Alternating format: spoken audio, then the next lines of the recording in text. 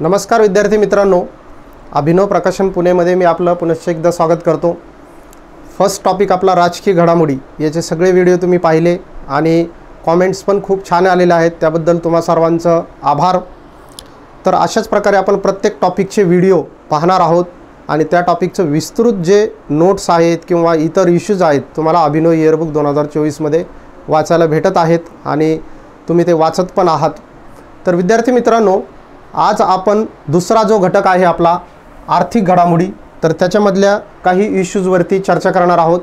Actually current affairs ही group डिस्कशनसारखीच तुमच्याशी मी करणार आहे की ज्याच्यामध्ये तुम्हाला वेगवेगळे इश्यूजचे टॅक्टिक्स असतील, हिंट्स असतील, त्या कशा लक्षात ठेवायच्या, परीक्षेला प्रश्न विचारण्याचा कल कसा असतो ते आपण ॲक्च्युली इथं पाहतो। अदरवाईज तुम्हाला त्या इयरबुकमध्ये जवळपास 365 दिवसामधले 1500 ते 2000 इव्हेंट्स तिथं आपण कव्हर केलेले आहेत। तर त्यातले काही प्रमुख आपण इथं पाहत आहोत, म्हणजे तुम्हाला त्याचं अप्रोच भेटेल की परीक्षेला आपल्याला कसं वाचन करायचं।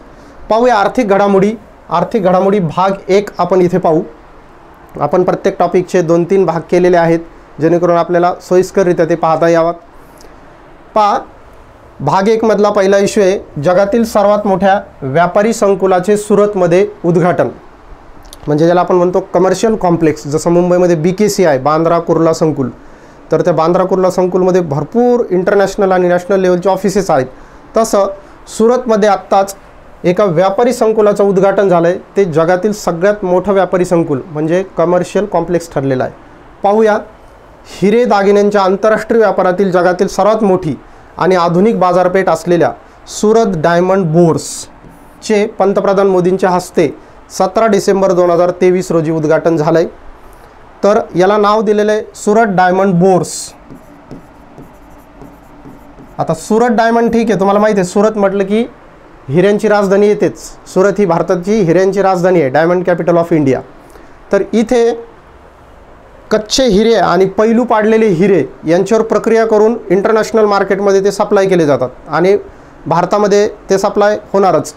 तर असं हिऱ्यांचं इथं फार मोठं मार्केट आहे आणि तिथं मार्केट असलेल्या ठिकाणी सुरत डायमंड बोर्स नावाच्या कॉम्प्लेक्सचं पंतप्रधान मोदींनी उद्घाटन केलेलं आहे। बोर्स हा जो शब्द आहे त्याचं तुम्हाला थोडक्यात सांगतो, तो एक मूळ फ्रेंच शब्द आहे आणि त्याचा अर्थ होतो स्टॉक एक्सचेंज, म्हणजे national stock exchange, Bombay stock exchange असे जे शेअर मार्केटचे कॉम्प्लेक्स असतात मेन, तसं हे हिऱ्यांचं मार्केट आहे म्हणून त्याला बोर्स असा शब्द वापरण्यात आलेला आहे। आणि याची काय वैशिष्ट्य आहे थोडक्यात ती पाहू, बाकीचे डिटेल तिथे इयरबुकमध्ये आहेच आपल्याकडे। त्याचं क्षेत्रफळ आहे 35 एकर 35.54 आणि वापरयोग्य क्षेत्रफळ आहे 67 लाख चौरस फूट 67 लाख स्क्वेअर फीट। अगोदर अमेरिकेमध्ये एक पेंटागॉन नावाचं सेंटर आहे, तुम्हाला माहिती आहे ते संरक्षण सेंटर आहे, पेंटागॉन संरक्षण मुख्यालय आहे अमेरिकेचं। तर याचं जे वापरयोग्य क्षेत्रफळ होतं ते होतं 65 लाख चौरस फूट आणि या सुरत डायमंड बोर्सचं आहे 67 लाख चौरस फूट। त्यामुळे हे जगातील सर्वात मोठं कमर्शियल कॉम्प्लेक्स ठरलेलं आहे, व्यापारी संकुल, म्हणून त्याची गिनीज बुक ऑफ वर्ल्ड रेकॉर्डमध्ये नोंद झालेली आहे। पेंटागॉनला त्यानं मागं टाकलेलं आहे। इथे 9 टावर आहेत टोटल आणि 15 मजले त्या इमारती आहेत। या संपूर्ण कॉम्प्लेक्सचा खर्च आहे 34 कोटी रुपये आणि वास्तुविशारद आहेत मार्फोजेनेसिस कंपनीचे सोनाली आणि मनीत रस्तोगी। तर हे विशेष वैशिष्ट्य आहे की ज्याच्यावरती प्रश्न विचारण्याची शक्यता जास्त असते। बाकीचे जे मायनर वैशिष्ट्य आहेत ते आपण इयरबुकमध्ये दिलेले आहेत आणि ते वाचत चला। फक्त इथं इश्यू घेतला म्हणजे तो कंप्लीट आहे असं समजू नका, कारण काय की काही मायनर बाबी जर आयोगाने मल्टी स्टेटमेंटमध्ये विचारले तर आपण वाचलेलं असलं की अनकॉन्शियस माइंडमध्ये फिट होतं की हां मी कुठेतरी वाचलेलं आहे आणि ते रिकॉल करतं माइंड आपलं परीक्षेमध्ये। त्यामुळे हे तर लक्षात ठेवणं मॅन्डेटरी आहे, पण तिथं असलेले मायनर पॉईंटसुद्धा वाचत चला, हे तुम्हाला कंपल्सरी पॉईंट्स आहेत। ठीक आहे, याच्यानंतरचं इश्यू पाहू आपण।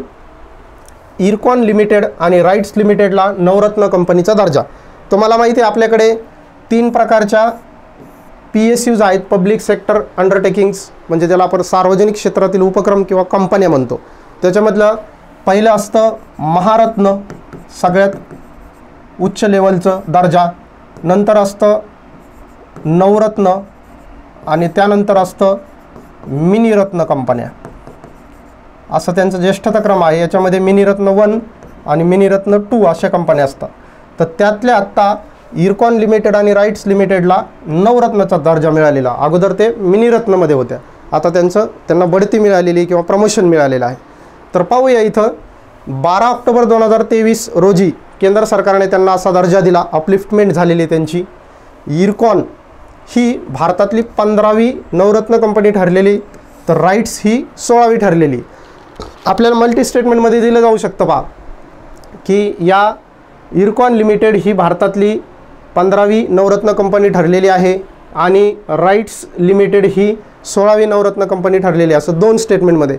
मग मागे पुढे केलं जाऊ शकतं किंवा एखाद्याच्या पुढे महारत्न असं नाव लिहिलं जाऊ शकतं. त्यामुळे आपल्याला परफेक्ट माहीत असावं की या नवरत्न आहेत, इरकॉन 15वी आहे आणि राईट्स लिमिटेड ही 16वी आहे.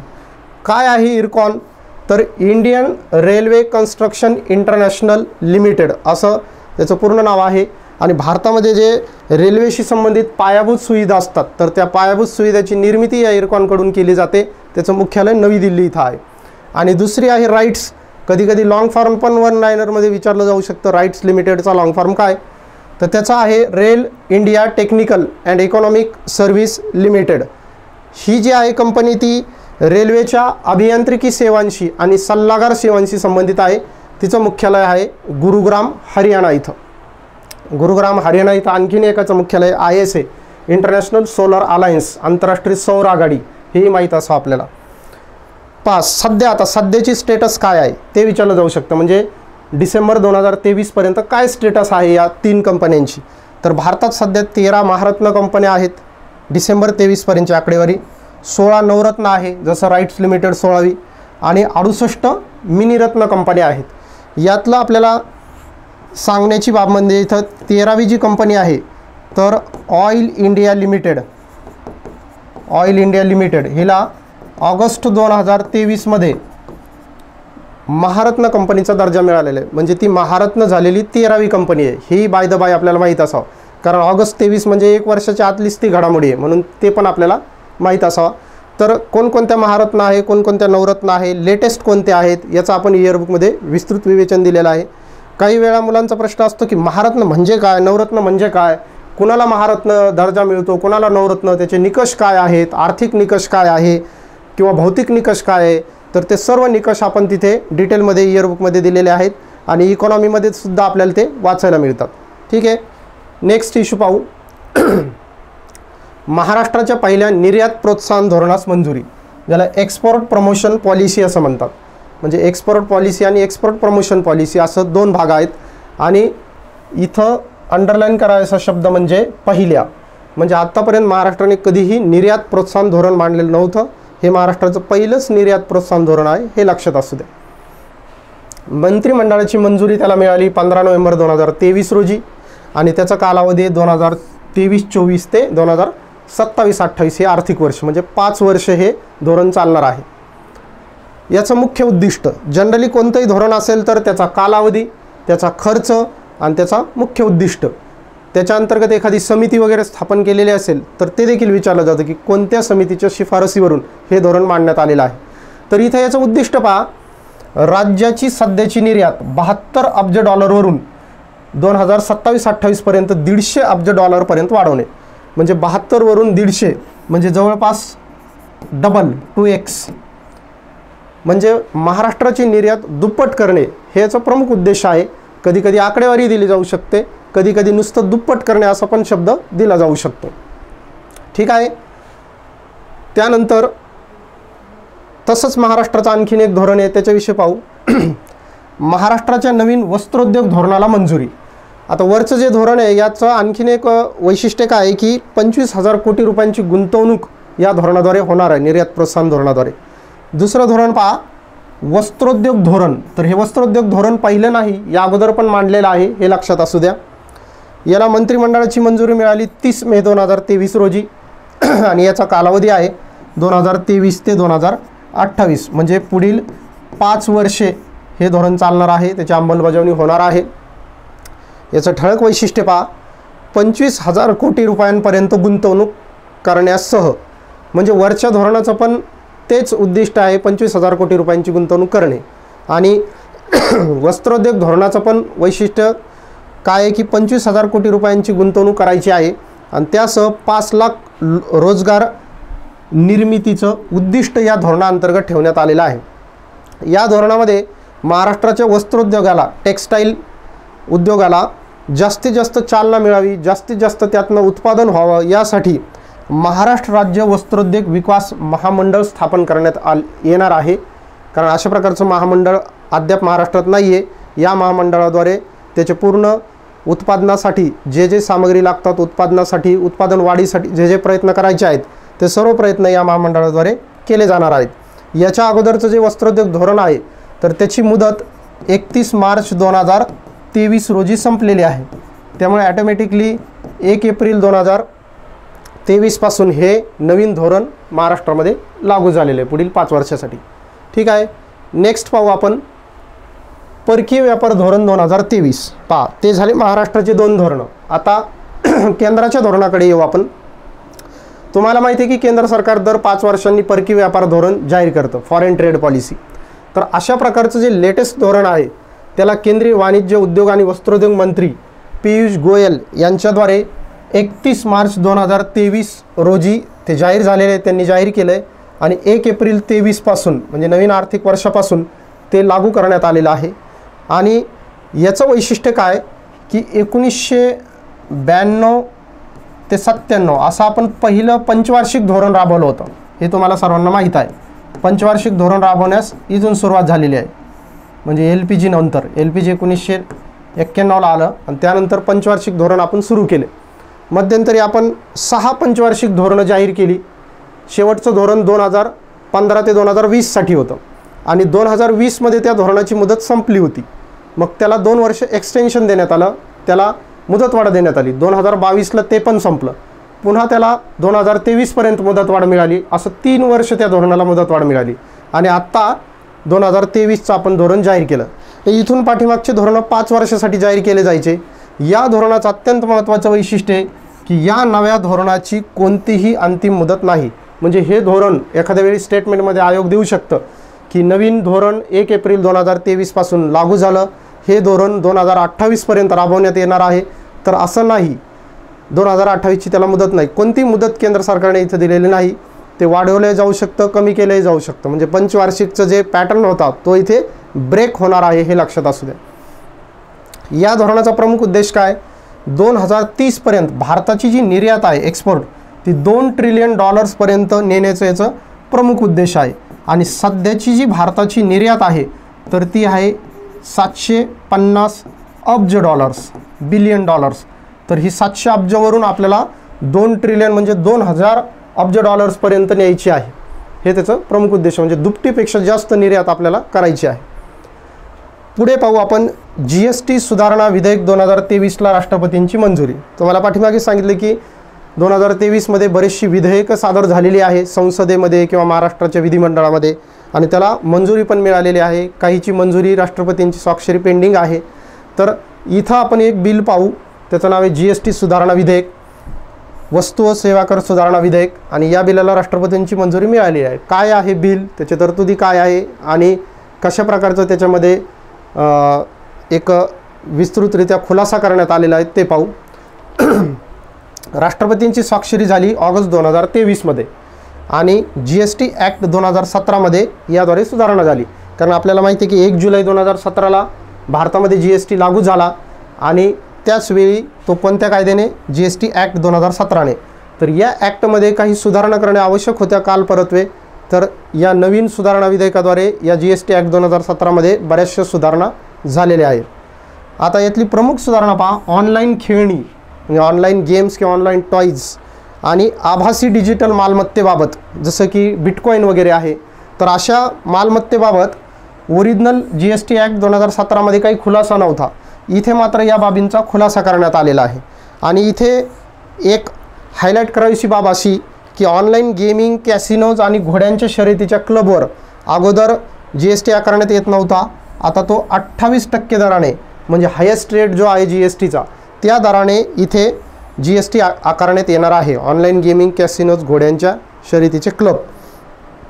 तर अशाच तिथे 7-8 तरतुदी दिलेल्या आहेत की या GST सुधारणा विधेयकामध्ये आणखी काय बाबी आहेत ते आपण इयरबुकमध्ये विस्तृतरित्या दिलेले आहेत। इथं तुम्हाला जस्ट हे 2 पॉईंट हायलाईट केलेले आहेत। त्यानंतरचा इश्यू पाहू आपण एक बँकिंग क्षेत्राशी निगडीत, तो आहे HDFC लिमिटेडचे HDFC बँकेमध्ये विलिनीकरण. आपल्याला माहिती आहे HDFC लिमिटेड ही हाऊसिंग फायनान्स लिमिटेड कंपनी होती आणि HDFC बँक ही बँकिंगशी निगडीत होती. तर या दोघांचं इथं विलिनीकरण झालेलं आहे, मर्जिंग झालेली आहे. काय तरतुदी आहे या विलिनीकरणामध्ये ते आपण पाहूया. भारतातील अव्वल क्रमांकाची खाजगी गृहवित्त कंपनी म्हणजे हाऊसिंग फायनान्स कंपनी होती housing development finance corporation limited, त्याला शॉर्टमध्ये HDFC लिमिटेड म्हटलं जायचं. आणि दुसरी प्युअर बँकिंगशी निगडीत एक कंपनी होती, त्याचं नाव होतं HDFC बँक. या दोघांचं ही डेट खूप महत्त्वाची आहे, 1 जुलै 2023. कारण जनरली आपण लक्षात काय ठेवतो की 1 एप्रिलला आर्थिक वर्ष सुरू होतं, त्यामुळं कधीकधी ऑप्शनमध्ये 1 एप्रिलची पण डेट दिल्या जाऊ शकते, म्हणून 1 जुलैला इथे महत्त्वपूर्ण डेट आहे ती लक्षात ठेवा. GST लागू झालेली डेट लक्षात ठेवायची 1 जुलै. तर 1 जुलै 2023 रोजी या दोघांचं विलिनीकरण पूर्ण झालं किंवा अंमलात आलं. आता या विलिनीकरणामुळे काय काय फेरबदल झालेले आहे किंवा HDFC बँक ही भारतातली कोणत्या नंबरची बँक ठरलेली आहे ती इथे आपण पाहूया. या विलिनीकरणामुळे HDFC बँक ही जगातील 4थी सर्वात मूल्यवान बँक ठरलेली आहे. मूल्यवान म्हणजे त्याचं मार्केट कॅपिटल, भांडवल, बाजार भांडवल हे सर्वात जास्त असलेली ती 4थी बँक ठरलेली आहे. तशी टॉपची बँक आहे JP मॉर्गन चेस अमेरिका. ही मार्केट कॅपिटलचा विचार करता जगातली सर्वात मोठी बँक आहे आणि मार्केट कॅपिटलचा विचार करता जगातली 4थी बँक आहे HDFC बँक. दुसरं वैशिष्ट्य, सर्वाधिक कर्ज देणाऱ्या जगातील बँकेच्या यादीमध्ये ही 7व्या स्थानी आलेली आहे. बघा, जगातले 2 स्थान सांगितले तुम्हाला, एक मूल्यवान किंवा मार्केट कॅपिटल 4थ्या स्थानी आणि नुसतं कर्ज देण्याच्या बाबतीत ती जगात 7व्या स्थानी आहे. आता भारतातील तिचं रँकिंग पाहू. भारतातील सर्वाधिक बाजार मूल्य किंवा बाजार भांडवल असणारी ती बँक ठरलेली आहे, आता टॉपची बँक ठरलेली आहे, म्हणजे जिचं मार्केट कॅपिटल हे सर्वाधिक आहे असं HDFC बँक ठरलेली आहे. तिचं मार्केट कॅपिटल आहे सुमारे 14.12 लाख कोटी रुपये इतकं तिचं मार्केट कॅपिटल आहे, भारताची टॉप मार्केट कॅपिटल असणारी बँक. त्यानंतर सर्वाधिक बाजार मूल्य असलेली भारतातील दुसऱ्या क्रमांकाची मोठी कंपनी. पहा, इथे 2 वेगवेगळे शब्द आहे, इथे आहे बँक आणि इथे आहे कंपनी. तर मार्केट कॅपिटल मॅक्सिमम असलेली ती सर्वात मोठी बँक आहे आणि कंपन्यांचा विचार केला तर मार्केट कॅपिटल सर्वाधिक असणारी ती भारतातील दुसऱ्या क्रमांकाची मोठी कंपनी आहे आणि सर्वाधिक जास्त मार्केट कॅपिटल असणारी पहिली कंपनी आहे रिलायन्स इंडस्ट्रीज. पण रिलायन्स इंडस्ट्रीज ही बँक नाही म्हणून कंपनींच्या रँकिंगमध्ये ती टॉपला आहे आणि कंपनीच्या रँकिंगमध्ये HDFC बँक सेकंडला. त्याचप्रमाणे सर्वाधिक संपत्ती ॲसेट असणारी भारतातील खाजगी क्षेत्रातील ही अव्वल बँक ठरलेली आहे. सेकंड नंबरला ICICI बँकचा नंबर येतो, म्हणजे सर्वाधिक ॲसेट असणारी खाजगी क्षेत्रातली भारतातली अव्वल बँक. असे बदल इथं या HDFC बँकेच्या विलिनीकरणामुळे झालेले आहेत. तर असा हा आर्थिक घडामोडीमध्ये आपण या भागामध्ये काही इश्यूज पाहिले. हे सर्व इश्यूज तुम्हाला डिटेलमध्ये अभिनव इयरबुक 2024 मध्ये वाचायला भेटतील, त्यामुळे इथं तुम्हाला लिहायची वगैरे काही गरज नाही. आणि आणखीन एक तुम्हाला सूचना सांगू इच्छितो मी की बरेचसे मुलं व्हिडिओ पाहताना समोर इयरबुक घेऊन बसतात आणि त्यामध्ये ते पाहतात, समोर व्हिडिओत पाहतात. तसं अजिबात करू नका, कारण काय होईल, तुमचं डिस्ट्रॅक्शन होईल, तुमचं कुठेही लक्ष लागणार नाही. व्हिडिओ पाहताना कम्प्लिटली व्हिडिओज पहा आणि त्यानंतर इयरबुकमध्ये पहा. ॲक्च्युली तुम्ही इयरबुक अगोदर वाचणं अपेक्षित आहे आणि मग व्हिडिओ पाहणं अपेक्षित आहे, जेणेकरून तुम्हाला ते रिव्हिजन भेटेल. तर ही एक सूचना लक्षात असू द्या. अभिनव इयरबुक 2024 जानेवारी 24 मध्ये प्रकाशित झालं आणि ते मार्केटमध्ये सध्या अवेलेबल आहे. त्याची सॅम्पल PDF तुम्हाला डिस्क्रिप्शनमध्ये दिलेली आहे आणि तुम्हाला जर खरेदी करायचं असेल तर तिथे ॲमेझॉनची वगैरे लिंक पण इथं दिलेली आहे, तिथे तुम्हाला 35 ते 40% डिस्काउंट मिळून जाईल.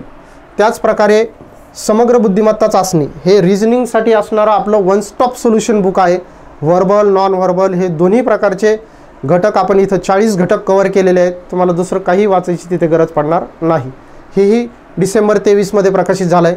आणि सुगम गणित नावाचं पुस्तक आपलं जानेवारी 2024 मध्ये प्रकाशित झालं, जे की आता नवीन TCS IBPSचा पॅटर्न आणि सरळ सेवा भरतीचा जो पॅटर्न आहे त्या पॅटर्ननुसार सरळ सेवा भरतीच्या मुलांसाठी लिहिलेलं स्पेशल पुस्तक आहे.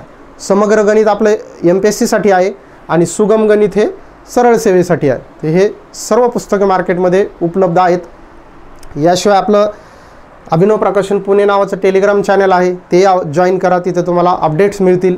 आपल्या आत्ताचा जो व्हिडिओ आहे तुम्हाला आवडला असेल तर लाईक करा, शेअर करा आणि तुमच्या काही सूचना असतील तर कॉमेंट बॉक्समध्ये ते लिहा. अशाच प्रकारचं आपण आर्थिक घडामोडी पुढच्याही भागामध्ये कंटिन्यू ठेवूया आणि तुमचं वाचन पण व्यवस्थित चालू राहू द्या. ठीक आहे, नेक्स्ट पार्टमध्ये आपण भेटूया आर्थिक घडामोडी भाग 2 घेऊन. तोपर्यंत नमस्कार, धन्यवाद.